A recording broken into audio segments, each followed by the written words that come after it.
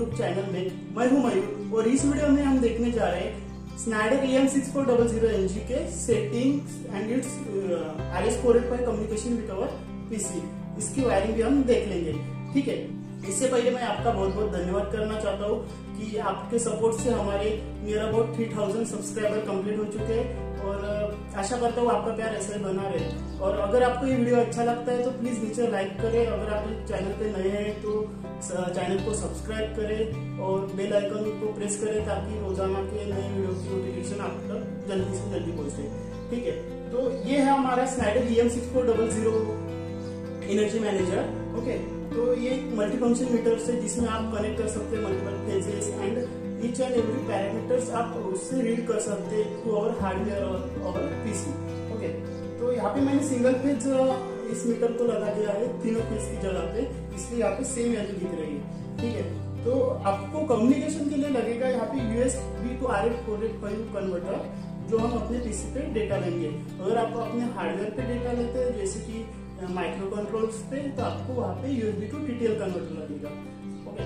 तो यहाँ पे अभी हम इसकी सेटिंग के बारे में देखते हैं, उसके बाद हम उसकी वायरिंग देखेंगे और इसका कम्युनिकेशन देखेंगे with our PC using Modscan software and RS485 electrical standard. तो मॉडबस प्रोटोकॉल एंड RS485 में बहुत ज्यादा कंफ्यूजन रहती है, तो मैं ये क्लियर कर देना चाहता हूँ कि RS485 एक इलेक्ट्रिकल स्टैंडर्ड है जैसे RS332 था और मॉडबस एक प्रोटोकॉल है, ठीक है।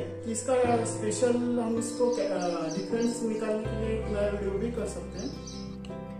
सो गाइस, इस डिवाइस के पैरामीटर सेटिंग हम कुछ स्टेप वाइज देखेंगे। तो अभी आपको ये यहाँ पे डिस्प्ले हो रहा है जो है लाइन टू न्यूट्रल वोल्टेज, ठीक है। तो पहले हम इसके पेजेस देख लेते हैं, जो भी सेटिंग्स हुई है वो उसको हम व्यू कर लेते हैं। तो इससे पहले यहाँ पे आपको दिख रहा होगा सेटिंग के सिंबल एंड लॉक का सिंबल। तो पहले हमें डाउन की एंड ओके की प्रेस करनी है टेस्टिंग के लिए, ठीक है। तो यहाँ पे आपको सभी पैरामीटर्स के LED ऑन दिख रहे होंगे और डिस्प्ले के भी। तो इसका मीनिंग है आपका मीटर सही से काम कर रहा है, और ये जो ग्रीन LED है वो इंडिकेट करता है कि आपका मीटर मतलब की हेल्थ, ओके। तो अभी आपको ये सभी एक्टिवेटेड है और आपको प्रेस ओके करना है, प्रेस, और इसके बाद आपको प्रेस करनी है अप की और डाउन की। तो अभी मैंने अप की प्रेस की है, तो यहाँ पे मेरी जो RS485 की कम्युनिकेशन की सेटिंग दिखाई दे रहा है, मतलब उसका बाउड रेट, उसकी पैरिटी एंड डिवाइस आईडी मतलब किसी इंडस्ट्री में मल्टीपल से मीटर यूज हो सकते हैं, तो हम वो आईडी सेट करने के बाद उस आईडी का नंबर डाल के उसके अंडर का जो कुछ डेटा है वो रिसीव कर सकते हैं, ठीक है। उसके बाद अनदर कम्युनिकेशन पोर्ट के बारे में दिखाई दे रहा है, और सभी जो पैरामीटर ऑलरेडी सेट है वो हम यहाँ से देख सकते हैं, ठीक है। तो इससे आपको वापस आने के लिए फिर से डाउन की एंड ओके की को प्रेस करना है।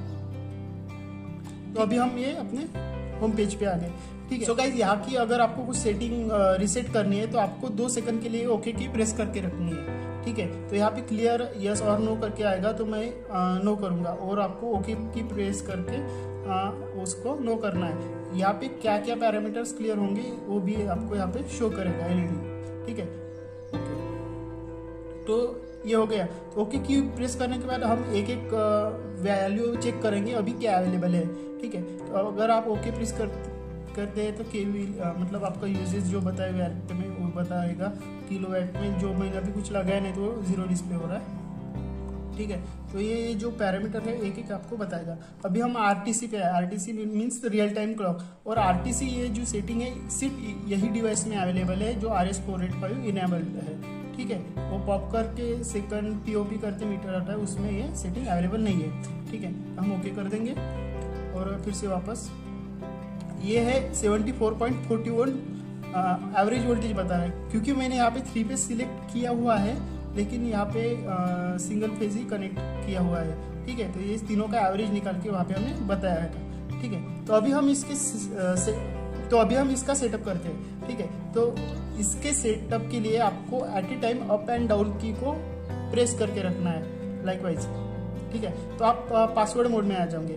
तो अभी हम एक एक पैरामीटर को डिस्कस करते हैं। ये पासवर्ड इसलिए होता है कि अगर आप इन फ्यूचर में आपका डेटा आप रिट्रीव कर सके इस मीटर से जो होल्डिंग रजिस्टर्स में होता है, इसके लिए कुछ पासवर्ड्स हम सेट कर सकते हैं। तो मैं यहाँ पे डिफ़ॉल्ट सेट करूँगा और ओके करके फिर नेक्स्ट पैरामीटर पे हम आ गए। तो यहाँ पे ये 3 फेज 4 लाइन, ठीक है। तो मैंने यहाँ पे 3 फेज 4 लाइन कनेक्ट किया हुआ है, मतलब 3 फेज कनेक्टेड किया हुआ है और वहाँ पे सिंगल फेज कनेक्टेड हुआ था, इसलिए हमारे जो एवरेज वोल्टेज था वो तीनों का एवरेज निकल के आया था।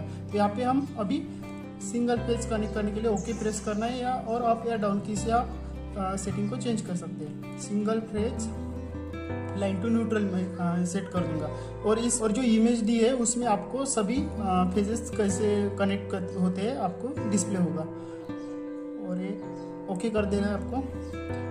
और फिर नेक्स्ट पैरामीटर की तरफ जाएंगे। तो ये है आरटीसी की सेटिंग, जो कि अपना टाइम और आवर आप चेंज करना है इसके मीटर का, तो आप यहाँ से कर सकते हो विद डेट वगैरह, ठीक है। पैरिटी यहाँ पे ये तो डिफॉल्ट है। तो यहाँ पे है पैरिटी वगैरह जो पैरामीटर्स है, जैसे कि मैंने कहा था ये कम्युनिकेशन RS485 कम्युनिकेशन पर्पस के लिए यूज होते हैं। और नेक्स्ट बॉर्डर सिलेक्ट करना, यहाँ पे standard border basically 9600 maximum use करते हैं, तो आप चेंज भी कर सकते हो, आप ओके प्रेस करके यहाँ से चेंज कर सकते हो। तो 19.20 यहाँ पे डिस्प्ले हो रहा है, लेकिन ये है 19,000, लेकिन ये है 19,200, यहाँ पे 1000 से मल्टीप्लाई भी ब्लिंक कर रहे हैं। ओके, तो अब मैंने ये बॉर्डर सेट करने के लिए चेंज किया और ओके कर दिया। ये मेरा बॉर्डर चेंज हो गया 19,000, लेकिन ये है 19,200, यहाँ पे 1000 से मल्टीप्लाई भी ब्लिंक कर रहा है। ओके, तो अब मैंने ये बॉर्डर सेट करने के लिए चेंज किया और ओके कर दिया। ये मेरा बॉर्डर चेंज हो गया 19,200। ओके, ठीक है।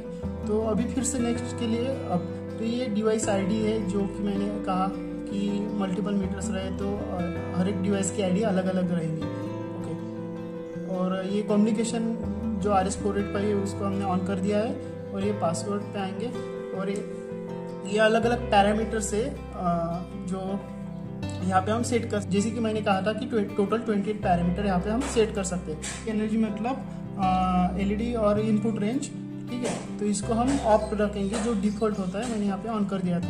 तो अभी नेक्स्ट किया तो AD सिंक्रोनाइजेशन आता है, जो current demand clock synchronization time के लिए यूज होता है, ठीक है। ऐसे अलग अलग पैरामीटर से ADTB and PD synchronization, PDTB, अभी ऑक्सिलरी सप्लाई एंड अपनी जो फ्रीक्वेंसी है वो पावर सप्लाई की, और ये CT सेकेंडरी। ओके, तो CT primary and CT secondary, ये जो है जो हमारा करंट ट्रांसफर, अगर 100 एम्पियर पास हो रहा है किसी लाइन से, तो वहाँ पे हम करंट ट्रांसफार्मर यूज करते हैं, उसका 100 एम्पियर टू 5 एम्पियर में ट्रांसफर करने के लिए, ठीक है। तो अगर 100 एम्पियर है या फिर 1000 एम्पियर है, 100 एम्पियर है, 1000 एम्पियर है, तो इसका रेशियो रहता है 100:5 और 100:2, या फिर 1000:5 और 1000:2। तो यहाँ पे बेसिकली सेकेंडरी में 5 और 2 एम्पियर की CT रहती है, ठीक है। सेकेंडरी ट्रांसफार्मर आप इस इमेज में देख भी रहे होंगे। तो यहाँ पे इस डिवाइस को 5 एम्पियर तक आप डायरेक्ट सप्लाई कनेक्ट कर सकते हो, जैसे कि हमने डायरेक्ट यहाँ पे वोल्टेज कनेक्ट किया हुआ है। और 5 एम्पियर से ज़्यादा रहा तो आपको CT लगानी पड़ेगी, और वोल्टेज अगर 600 वोल्ट से ज़्यादा होगा तो आपको VT लगानी पड़ेगी, जो कि वोल्टेज ट्रांसफार्मर, ठीक है। तो नेक्स्ट पैरामीटर यहाँ पे हमने VT नहीं लगाई है, वोल्टेज ट्रांसफार्मर, तो नो VT सिलेक्ट किया एंड सिंगल फेज 1 लाइन। तो उसको हम सेव करने के लिए फिर से हमें अप एंड डाउन की एक साथ प्रेस करनी है, ठीक है, लाइक दिस, ठीक है। यहाँ पे सेव का ऑप्शन आ गया, तो हम इसको S कर देंगे। आप ऊपर नीचे करने के लिए अप एंड डाउन की यूज कर सकते हो, लाइक दिस, ठीक है। फिर अभी हम इसको सेव कर देंगे ओके करके। तो ये हो गई हमारी पूरी सेटिंग्स के बारे में। अगर आपको इसमें कुछ और इन्फॉर्मेशन चाहिए तो आप नीचे कमेंट कर सकते हो, ठीक। तो गाइस सेटिंग हो चुकी है, अभी हम देखते हैं वायरिंग, ठीक है। आपको सभी चीज़ें दिख रही होगी, जो V1 V2 end voltage neutral जो भी है। तो यहाँ पे बेसिकली पहले हम पावर सप्लाई से शुरू करेंगे। तो L+ और L- है, यहाँ पे आप 60 वोल्ट तक DC और 230 वोल्ट AC तक हम यहाँ पे प्रोवाइड कर सकते हैं, जो इस मीटर की सर्किटरी रन करने के लिए रिक्वायर्ड होता है, ठीक है। अगर आप ये दोनों कनेक्ट नहीं करते और सभी कनेक्शन करते तो आपको मीटर ऑन नहीं होगा, ठीक है। तो मीटर की सर्किटरी रन करने के लिए हमें यहाँ पे पावर सप्लाई प्रोवाइड करना पड़ेगा। और यहाँ पे जो V1, V2 एंड V3 है, तो वहाँ पे आपको जो RYB के वोल्टेजेस है वो डायरेक्टली कनेक्ट कर सकते हैं अगर ये वो 600 वोल्ट से कम हो तो, ठीक है। तो ये another is A1, A2 and A3 जो आपको दिख रहा है, ये है जो हम करंट ट्रांसफार्मर कनेक्ट करने के लिए, अगर 100 एम्पियर करंट पास हो रहा है तो यहाँ पे हम सिटी की प्राइमरी एंड सेकेंडरी कनेक्ट करेंगे। ध्यान रखिएगा यहाँ पे प्राइमरी एंड सेकेंडरी, ओके। और फिर से प्राइमरी एंड सेकेंडरी, तो इस तरीके से हम कनेक्ट करेंगे कनेक्शन के लिए। तो यहाँ पे D0 एंड D1 दिख रहा है, और ये एक कंफ्यूज करने वाली चीज़ है, यहाँ पे D0 एंड D1 दिख रहा है, वैसे यहाँ पे A एंड B दिख रहा है। अगर आपके मॉड्यूल्स पे D0 एंड D1 नहीं लिखा हुआ होगा तो आपको D1 पॉजिटिव कनेक्ट करना है A को, और निगेटिव कनेक्ट करना है माइनस को और B को, ठीक है। तो यहाँ पे हमने वायरिंग कनेक्ट देख ली है, तो यहाँ पे बेसिकली मैं अभी कनेक्ट कर देता हूँ।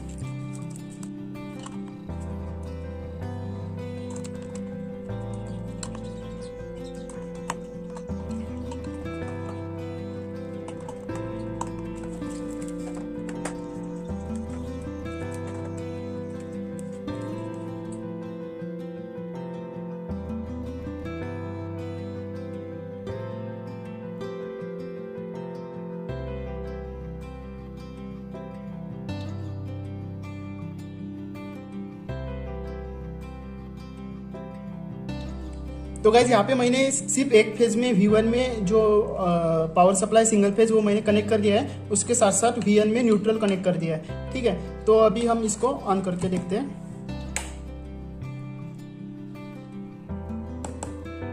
ठीक है, तो यहाँ पे आपको जो पावर सप्लाई जो पहले लाइन का है वो आपको सही से 230 वोल्ट दिखाई देगा, और बाकी का 115 कुछ ऐसे दिखाई दे रहा है, क्योंकि यहाँ पे हमने कुछ भी कनेक्ट नहीं किया हुआ है, ठीक है। ओपन छोड़े हमने V2 एंड V3। तो इसके लिए अगर हमारा सिंगल फेज है तो हम V2 एंड V3 को न्यूट्रल के साथ शॉर्ट करना पड़ेगा। अगर आपको तीनों इसमें पावर सप्लाई दिखना चाहिए तो आपको ये जो V1 है वो V2 एंड V3 के साथ शॉर्ट करना पड़ेगा।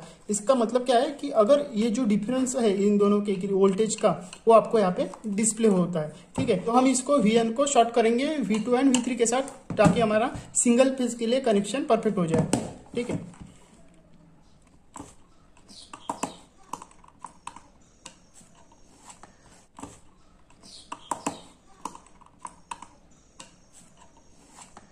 ओके, तो गाइज यहाँ पे हमने सभी वायर्स कनेक्टेड कर दिए वोल्टेज के। सिटीज के हम ओपन ही रख देंगे क्योंकि हमारे पास अभी सिटी अवेलेबल नहीं है। तो यहाँ पे मैंने सिर्फ एक V1 कनेक्ट किया है, बाकी सब न्यूट्रल कर दिया है। तो यहाँ पे अभी देखते हैं हमारा आउटपुट जो दिखेगा, ठीक है।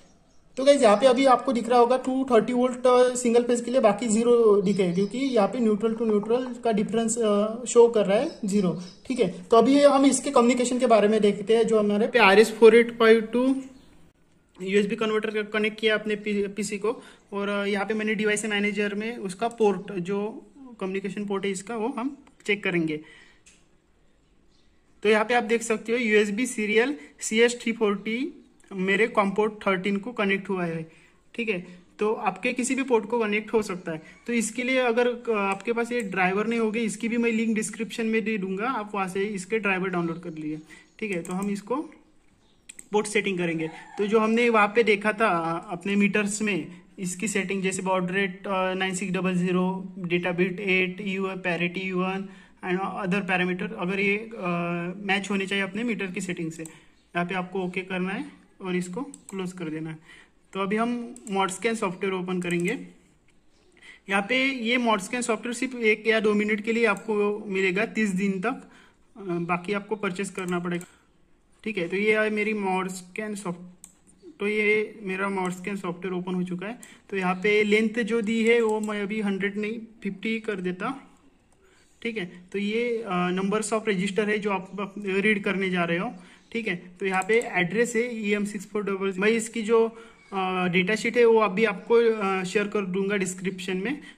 सो गाइज इसका रजिस्टर एड्रेस चालू होता है 3900 से, ठीक है। तो हम यहाँ पे टाइप करेंगे 3901, ठीक है। तो 3901 में हम रीड करने वाले होल्डिंग रजिस्टर, ओके। तो यहाँ पे अभी ये सभी सेट हो गया है। अभी हम कनेक्शन देखेंगे। तो यहाँ पे जो हमने वो जो सेटिंग देखी थी, यहाँ पे सेम सेटिंग यहाँ पे हम अप्लाई करेंगे, ठीक है। और कॉम्पोर्ट जो 30 डिटेक्ट हुआ तो कॉम्पोर्ट 30 एंड हम इसको ओके कर देंगे। तो यहाँ पे आप देख सकते हो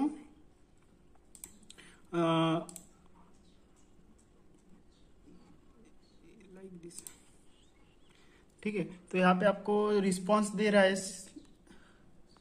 तो आप यहाँ पे देख सकते हो कि ये अपना जो स्लेव है वो रिस्पॉन्स दे रहा है, ओके। एंड यहाँ के पैरामीटर जैसे कि यहाँ पे हमने कॉइल रीड किया तो 1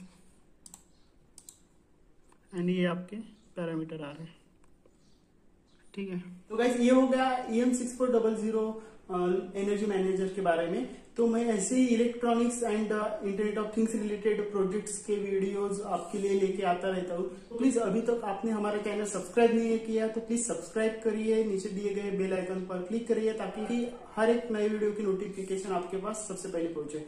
थैंक यू फॉर वॉचिंग।